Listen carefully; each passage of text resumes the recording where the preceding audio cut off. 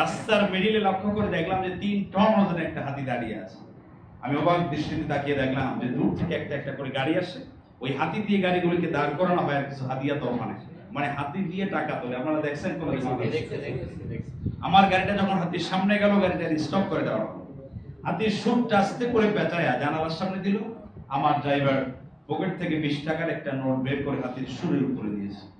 20 টাকার নোট দেখে ফিক মারছে, নেয়। আমি চিন্তা করলাম টাকা নেয় না। লক্ষ্য করে দেখলাম উপরে ছোট্ট একটা মানুষ বসে আছে। উপর থেকে আওয়াজ দেয়, হুজুর এত বড় হাতি 20 টাকার নোট পছন্দ হয়। আমি বললাম, হাতি কি 20 টাকার নোট চাইনি? ওকে ঢাকা বিশ্ববিদ্যালয়ে পড়ছে নাকি পাবনা প্রযুক্তিতে পড়ছে, কোথাও তো পড়ে। চিন্তা করলাম আসলে কাজটা কিন্তু হাতির নয়, এখানে শিক্ষা আছে আমাদের। শুধু হাসির বিষয় নয়, কাজটা কিন্তু হাতির নয়, বরং সিগন্যাল হচ্ছে উপর থেকে। কি বলে, ঠিক না? কিন্তু অবাক দৃষ্টিতে তাকিয়ে দেখলাম আমার সামনে যে হাতিটি দাঁড়িয়ে আছে, ওই হাতির ওজন হলো অন্তত 3 টন। আর যার সিগন্যাল মেনে হাতিরা চলছে, যার অর্ডার মেনে চলছে, ওই লোকটার ওজন মাত্র 1.5 টন। সুবহানাল্লাহ বলেন। আল্লাহ পাক বলেছেন, লাকাদ কাররামনা বানি আদম। হাতি 3 টন হলে কি হয়েছে? বলে সম্মানকে, ইজ্জতকে আমি আল্লাহ বৃদ্ধি করে দিয়েছি। সুবহানাল্লাহ। গোটা পৃথিবীর সমস্ত মাখলুকাত তোমার গোলামি করবে, আর তুমি একমাত্র আল্লাহর গোলামি করবে। সুবহানাল্লাহ। সম্মানিত ভাইদের জন্য আল্লাহ আমাদেরকে সম্মানিত করেছেন, আমরা শুকরিয়া জ্ঞাপন করি যে মহান মুনিব আমাদেরকে সর্বকালের সর্বযুগের সর্বশ্রেষ্ঠ মহাগ্রন্থ আল কোরআনের মধ্যে একটি মুজিজা দিয়েছেন, একটি নিয়ামত দিয়েছেন। সুবহানাল্লাহ। কোরআনটা কি? আল্লাহ পাক বলেন, নাহনু নাযালনা যিকর ওয়া ইন্না লাহু লাহাফিজুন। এখানে যিকির মানে হলো কোরআন। যিকির মানে কি? যিকিরের 5টি অর্থ আছে কোরআন। আমাদের দেশে তো বিভিন্ন দরবারে বিভিন্ন স্টাইলে যিকির আছে, আছে না? কোন কোন দরবারে যিকির করতে করতে গাছের উপরে উঠে চলে যায়। কি ব্যাপার বলে, উনি যিকিরে ফিকিরে আছে। আল্লাহ পাক বলেন, নাহনু নাযালনা যিকর, এই কোরআন নাযিল করেছি আমি, ওয়া ইন্না লাহু লাহাফিজুন, এবং এই কোরআনকে সংরক্ষণের দায়িত্ব আমি আল্লাহ নিজ হাতে গ্রহণ করেছি। সুবহানাল্লাহ। এই পৃথিবীতে বর্তমান 2 কোটির উপরে হাফেজে কোরআন রয়েছে। পৃথিবীতে এত সেন্টেন্স, এত ওয়ার্ড সম্বলিত কোন বই মানুষ আজ পর্যন্ত মুখস্থ করতে পারে, কিন্তু কোরআন, সুবহানাল্লাহ, হাফেজরা কোরআন তেলাওয়াত করে একটা ভুল হলে পিছন থেকে লোকমা চলে আসে। কি বলে, ঠিক না? একটা শব্দ যদি বাদ যায়, কোরআনের গাণিতিক ব্যাখ্যা, আমার একটা আলোচনা আছে, আলাইহা তিসআতা আশার, গাণিতিক পদ্ধতিতে আল্লাহ কোরআনকে সাজিয়েছেন। একটা অক্ষর বাদ দিলে সেটা ধরা পড়ে যাবে। আল্লাহ কোরআনকে এভাবে সাজিয়েছেন। আল্লাহ পাক বলেন, ওয়া নাযালনা আলাইকাল কিতাবা তিবয়ানান লিকুল্লি শাই। Chemistry, physics, biology, geology, astronomy, human agrology, পৃথিবীতে জ্ঞান বিজ্ঞানের যত শাখা উপশাখা আছে সবগুলি আল্লাহ কোরআনের ভিতরে দিয়েছেন। সুবহানাল্লাহ। জাপানের বিজ্ঞানীরা এই আয়াতটা পড়লো আজ থেকে অনেক বছর আগে। জাপানের বিজ্ঞানীরা চিন্তা করলো, জাপানকে বলা হয় দীর্ঘ আয়ুর দেশ, মানে জাপানের লোকেরা বেশি দিন বাঁচে। 104 বছর বয়স ওরা সাইকেল নিয়ে বাজারে চলে যাচ্ছে।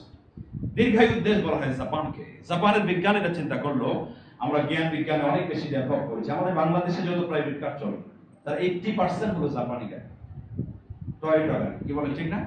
জাপান থেকে আসে। এরা চিন্তা করলো, আমরা এত বেশি ডেভেলপ করেছি, কিন্তু আমরা এমন একটা মেডিসিন আবিষ্কার করতে চাই যে ঔষধটা খেলে মানুষ বুড়ো হবে না, দাড়ি পাকবে না, চুল পাকবে না, যৌবন হারাবে না, তারুণ্য ধরে রাখতে পারবে।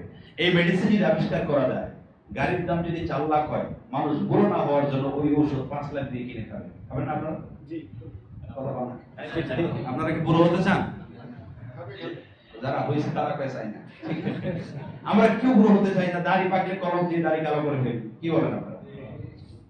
65-70 বছর বয়স দাড়ি কেটে এমন ভাবে রাখি মনে হয় বয়স 35। মানে আমরা জোয়ান থাকতে চাই। জাপানের বিজ্ঞানীরা রিসার্চ করে গবেষণা করার পর ঔষধ আবিষ্কার করতে পারে। এই আয়াত তারা যখন পড়েছে, ওয়া নাযালনা আলাইকাল কিতাবা তিবয়ানান লিকুল্লি শাই, সব কিছু আল্লাহ কোরআনে বলেছেন, ওরা বিশ্বাস করবে অবশ্যই এই মেডিসিনের কথা আল্লাহ অবশ্যই কোরআনে বলেছে। কারণ কোরআনটা তো ঔষধ, শেফা। কোরআন তারা স্টাডি করতে লাগলো। কোরআন স্টাডি করতে করতে 30 পারা একটা সূরা আছে, সূরার নাম হলো সূরা 3। কোন সূরা ধরে বলেন তো? সংক্ষেপে বলছি, আপনাদের সময় খুব কম। সূরা 3